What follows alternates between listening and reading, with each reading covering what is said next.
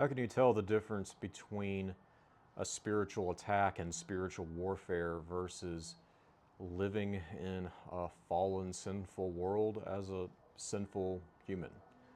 This is a question a friend of mine asked me to make a video on, and it's a great question because it's something that if you're a Christian, you're going to have to deal with at some point, and it's something you're going to have to deal with multiple times, constantly over your life. And there's never going to be a clear or easy answer to it. You're never going to have perfect insight or perfect knowledge into what exactly is going on spiritually, even though you're suffering, and that can be a hard and heavy weight. But even if we can't know the answer perfectly, I think there's a couple of things that can help us have guidance on what's going on. And the first would be to just reject the two extremes that can come with this question.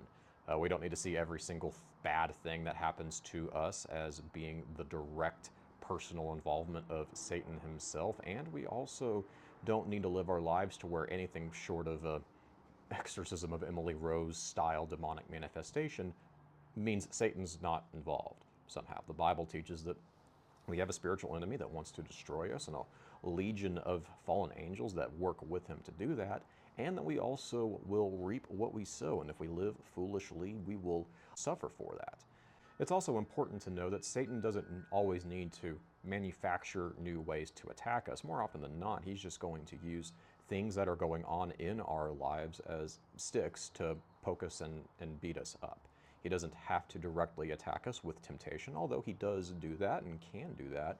More often than not, he'll take circumstances that may be benign or just ordinary life circumstances, and he can use that to influence us towards sin or discouragement or despair or other types of spiritual attacks. He doesn't need anything new when he can just use life circumstances as weapons against us. But ultimately, the solution for both of these situations, whether we are being directly spiritually attacked or we are just living in a fallen, sinful world, is the same. We have to abide in Christ. If we're not abiding in Christ, if we are not grounded in the Word, if we're not grounded in prayer, if we're not grounded in the church and with other believers, then we're not going to endure either what life throws at us or Satan throws at us.